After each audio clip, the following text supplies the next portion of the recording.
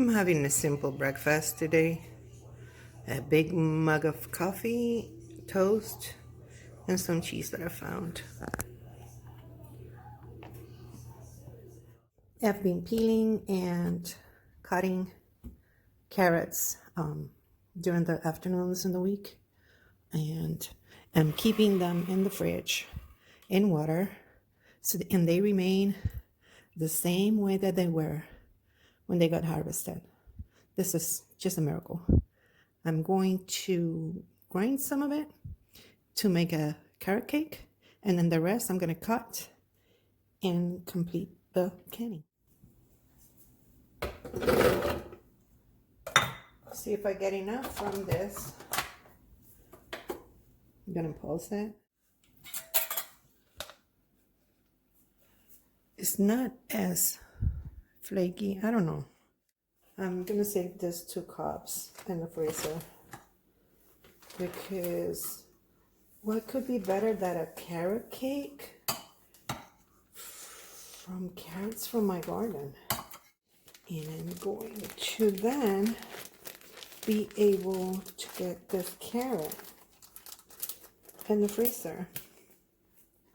What I'm going to do is I'm going to label it. So I'm planning to add the 2 cups that are needed for the recipe. The recipe calls for 2 cups of carrots. So I'm going to do a mixture between carrots and apples for those 2 cups.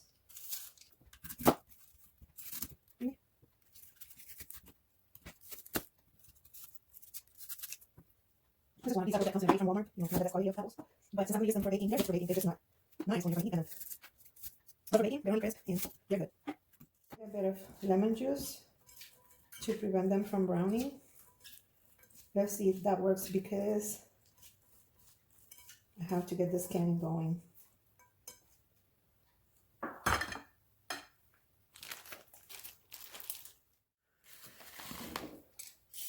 Still peeling carrots to finish my carrots for canning today. If you see this, this peeling is so thin, so thin that you don't even need to peel them. But I just do it because I don't want bacteria in mine. If you look at all the canning books, they normally say that you should can vegetables immediately after or in a short period after you harvest them. So that's the reason. I reserved the small ones for my soup. I finished peeling and I'm going to cut them and get them into that bucket with the rest of them and start the canning process. So use the bottoms for the soup. So we finished cutting our carrots and we're going to proceed to wash them again. Obviously, this is not my recipe. This is a recipe from the book Complete Book of Home Preserving from Ball that I got from Amazon. Clean my jars, the rims. So I have all the area cleaned and I have everything that I will need in here to be able to can. The vinegar, the water is hot already. And what is missing? The jars. Let's get them. Keep adding.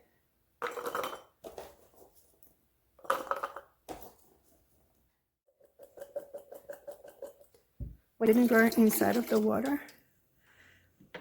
People say that that helps to keep the jars clean. If you have hard water, that will be a problem at your side.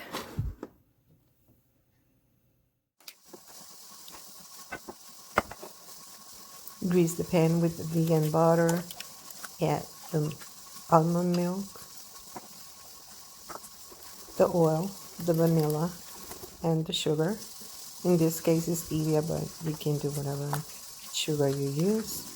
Then sift in a separate bowl, sift the flour, add the baking powder, baking soda, cinnamon, nutmeg, and salt, and mix them together until completely mixed. Then add the liquid and mix it together. At the end, I reserved a quarter cup of flour, but at the end I add all the flour, then add the carrots and the apple and fold them. Remember, you needed to preheat the oven to 350. Then put it in the oven for 35 to 40 minutes, depending on your oven. And voila, there you have it. It is a vegan cake. There's no eggs on it, so it behaves completely different than a regular one. But if you have allergies, this is a good alternative to the regular one. It tested great with the apples. For lunch, what I'm gonna do is eat some of this bread that we baked yesterday, and then a piece of cheese and some ham. That's what I'm going to eat for lunch, along with my apple cinnamon tea. See? Let's see. Let me get a piece of fruit. Yep. Then have a banana on my tea. I'll wait for the canner to stop and to be compressed and there's no more pressure, so then I can take out the jars. Gonna do a round on the garden to see if there's anything dead. Yeah, some things are looking really damaged already by the cold temperatures. The other Swiss chard bed, it looks fine, not bad. Yeah, I hoped that they survive.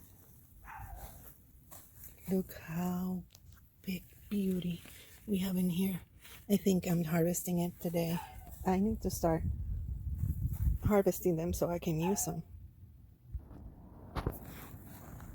The onions are getting new life. Same the leeks and the Savannah sweet onions. But you know what's going on? That stuff is still digging. I don't know what it is. I think it's a cat. I think it's time to get this Chinese cabbage and cook something with it. Then inside of the greenhouse, it's not heated. Outside is 50, inside of it is 90 degrees. I know it's busy, huh? But there's nothing else I can do. So I was transplanting these leeks, but I didn't have the opportunity to finish because the cold temperatures came and all this kale needed to be transplanted. I only was able to transplant some of it. The oregano is suffering a little bit, but it's still alive. The calendula bed is thriving. It loves the colors.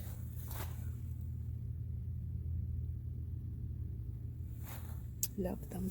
Have to harvest them. No signs of carrots yet. I think it's too cold. They will come. Let me go back and take care of the comments of my subscribers and see some YouTube. Need a rest. I'm excited about the colors. Ooh, look at this. Look at these colors. So beautiful. There will be 14 jars of homegrown carrots to add to the pantry. Isn't that great?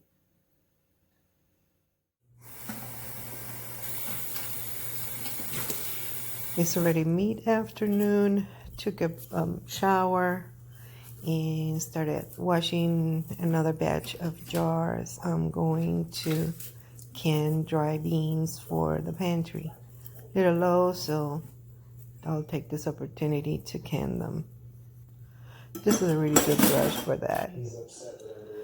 I like to do a bunch of different dry beans. This is black eyed pea, black beans, garbanzo beans, and yeah, I almost forgot my favorite, the little red beans. Yeah, they're good.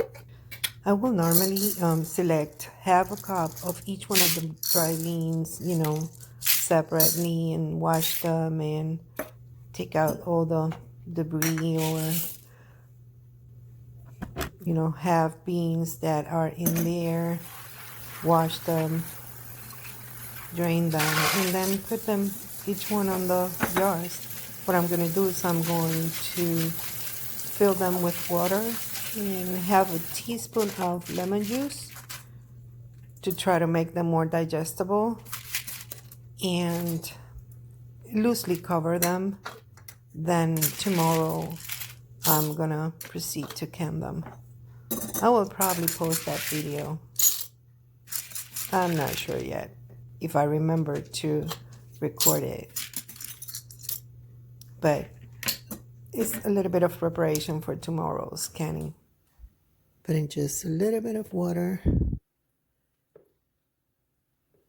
to the inside garden. Just finished.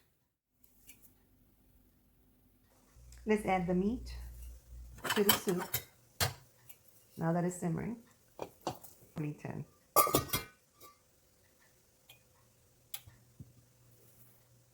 Before that, let's add a little bit more flavor. That is a meat base, better than plain. Then we're going to take out the tea bags.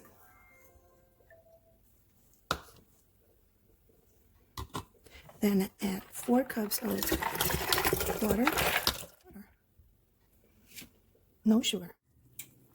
Our soup is being simmering now. I turn a little bit the temperature up to add the cabbage. This is Chinese cabbage from my garden, but you can add any cabbage that you may have. You see that the temperature dropped. Let it simmer for 5 minutes and serve it with rice. We normally add the rice inside. Till next time. Bye.